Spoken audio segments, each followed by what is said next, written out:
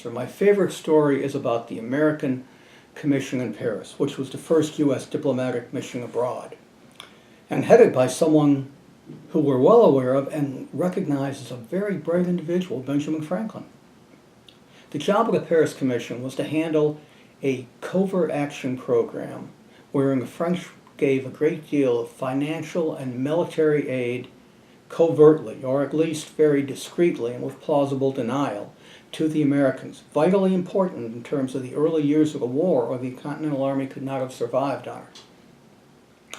However, the American Commission, since it was in Paris, came under protection of the French government, and Benjamin Franklin and the other two individuals there, Silas Deane and Arthur Lee, apparently felt that they could be protected from British spies by the French government.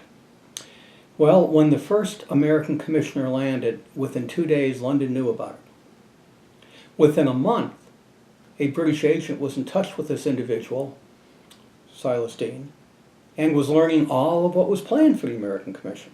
By the time the American Commission had a structure of its own, meaning an office and what have you, the private secretary was a British agent.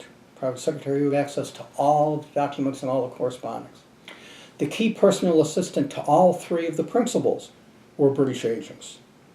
And they sent through a whole slew of individuals who were involved in acting as ship captains to take arms and other materials back, individuals who came in and volunteered to be of some assistance. They were just flooded. This is a classic way of looking at how a foreign intelligence service infiltrates and takes control of a diplomatic entity. And from an intelligence point of view, it is a tremendous teaching point for anybody's intelligence agencies, even today.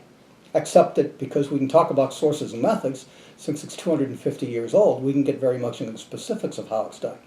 So that's why I found that the most interesting.